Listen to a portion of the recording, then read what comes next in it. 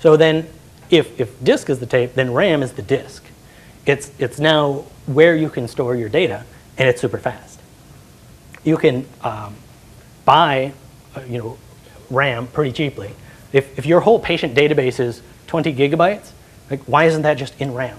Like, why do you even need a complex database to handle that? Because the complex database stuff was all about making sure writing it to disk and has all these different formats and things. If you could just have a native service that just reads and writes from RAM, it'd be a lot faster and simpler. Now, the first thing people object to is, well, how do I back that up? And we'll talk about more about that later.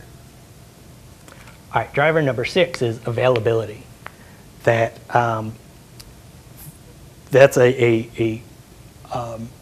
this new thing that in the last few years people have discovered about availability. So people usually associate the durability with writing it to disk. But the problem is, when you write it to disk and the machine reboots, you have to wait for the disk to the operating system boot up, the file system check, things like that. So you're going to be down for 5 or 10 minutes minimum on anything that happens. That's because people usually associate availability with the mean time to failure. So they do everything they can to prevent this failure. They have dual NICs, they have dual power supplies, dual SCSI cards, RAID, and trying to extend the time between these failures. But the one thing they usually forget is when you have a failure, your disk is corrupt, your SCSI card blows up, your data center gets flooded, a backhoe cuts your network off, any of those things, you have a horrible recovery time. So instead of trying to think about the mean time to failure as your metric, you have to realize it's a function of your mean time to failure and your mean time to recovery. So it's usually people are overspending on their time to failure, trying to prevent the failure instead of trying to recover from the failure as fast as possible. So if you have a slave that's got your backup of your data that's online all the time, then when your master has some kind of problem, just switch over to the slave. It takes a few seconds, and you can continue running no matter what the problem was. Whether it was a disk failure or a network card failure, your time to recovery is very short, and you don't have to wait for your file system checks and your BIOS and all of that. And so instead of thinking of the disk as your recovery mechanism, think of the switchover as your recovery mechanism. And that will give you a better overall availability instead of having it being down for a long time. And if you're going to switch over, then why did you have dual NICs and dual power supplies and all of that stuff? Why not just run a bare server, instead of spending 30 grand on a server, spend 2 grand on a server and switch over to another 2 grand server. And if it dies, throw it away, buy another one. It's kind of this weird rethinking of how things are. People are so used to buying 30 grand servers to that will somehow give them better availability, but it's not necessarily true.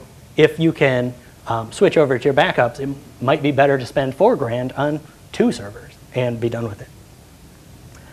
So in order to do that, you need kind of a RAID for computers. And then you get into something called the CAP theorem, originally proposed by Eric Brewer. This was discovered in 1998 and proven in 2002. And it's very hard to wrap your mind around. Everybody's used to one view of the world, but it turns out there's actually 3 different ways you could run your database.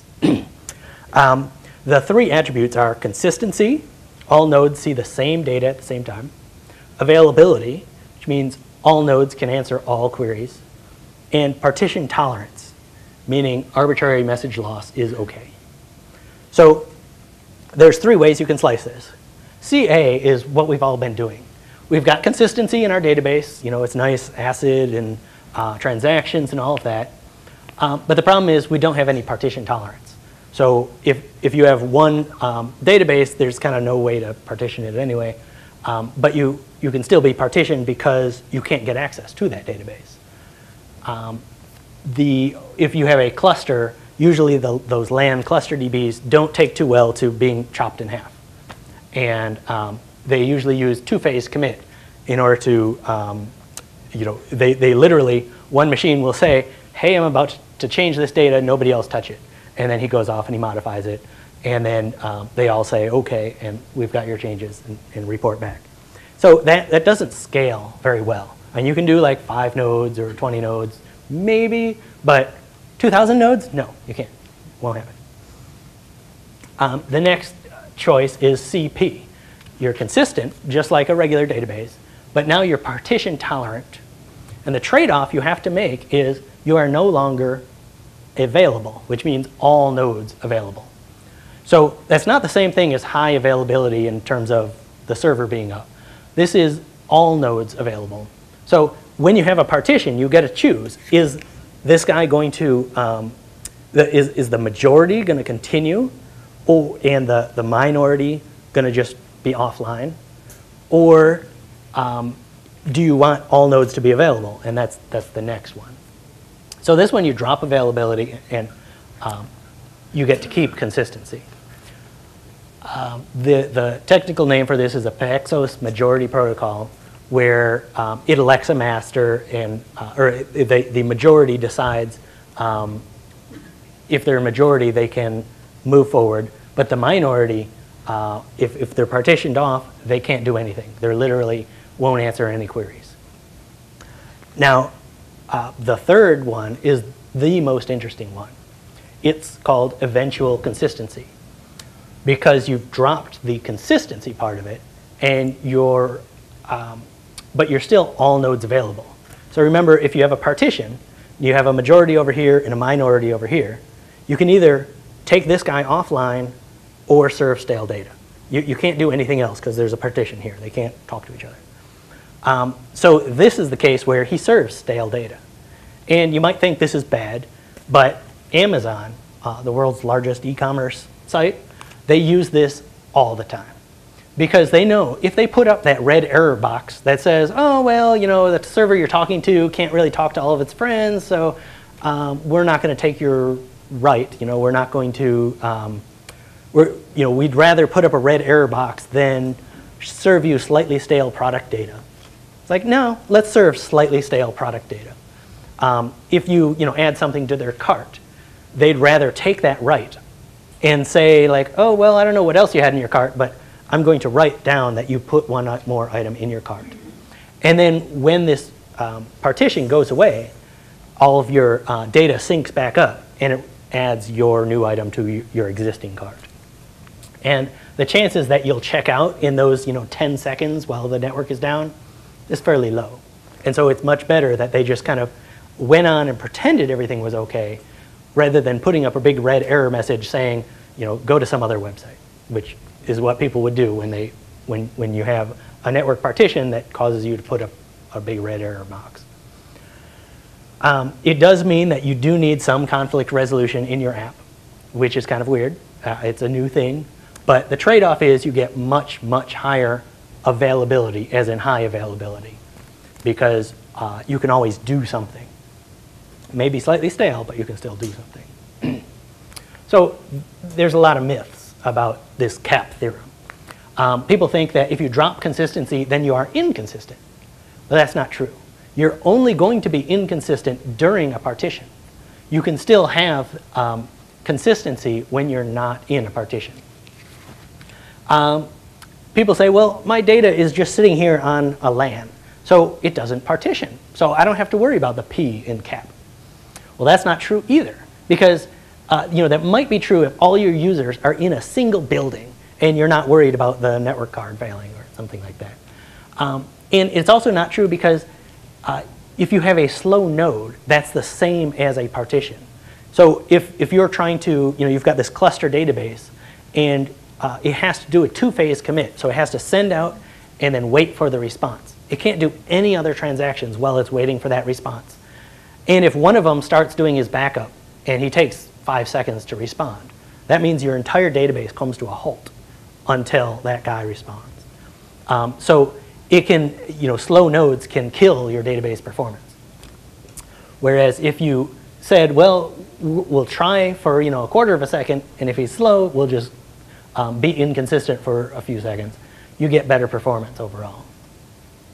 Other people think that we can switch between being consistent and being eventually consistent. And that's still called eventually consistent, because eventually consistent means you're consistent most of the time, just inconsistent during a partition. Some people think just dealing with conflicts is bad. Well, it's a trade-off. So it's not always the end of the world. It's very unlikely that a patient will call up your head office and change their address and then immediately call up a branch office and change their address, and that you'd have to deal with that inconsistency. Most of the time it'll be a minute, and so it has plenty of time to propagate. Another myth is you can do high availability in one data center. If you really want to be highly available, you should be using multiple data centers, because there are backhoes that can chop off your network. There are floods, there are fires, there are times when your data center is testing their backup system and they screw up and shut down the whole network. There are times when the main router in and out of the data center dies. I've heard all the stories. And it's kind of awesome when you can say, we're in 2 data centers, so that if one of them goes bad, we just switch over to the other one and continue on. So the review. We've got some new tools in the toolbox, some new ideas here. Polyglot persistence means that you could store your data in more than one place. Maybe you store a subset of data for super fast querying and another subset of data for your marketing guy to analyze, that type of stuff. So the motto of NoSQL is to know your data, that only you can decide what trade-offs are okay. Is consistency okay? If you're trading off availability, is some extra latency worth better replication, that type of thing. It's kind of like transportation. There are trains, there are trucks, there are SUVs, there are sports cars. You have to know all of those in order to choose what transportation you need. You can't just pick one and say, oh, well, we've got trains, so let's just use trains for everything. There are a lot of different things you need. You have to match the tools to your needs. So how are we doing on time? 5 more. Okay. I'll cover some of the types of NoSQL databases. This isn't even extensive. There's graph databases and just map reduce things like Hadoop I'm not even going to cover. But the big 3 here are key value, doc store, and big table clones. Key value is where you have a key that looks up to some value. The database has no clue what the value is. That means you can't index on your data. You only index on the key. The advantage is you can build this awesome thing called a dynamic hash table, or distributed hash table, that you can scale your data out as wide as you want. You just boot up more machines, it'll be faster. Some of them, most of them, have a very slow way to enumerate keys. Some of them don't even support enumerating all of your keys.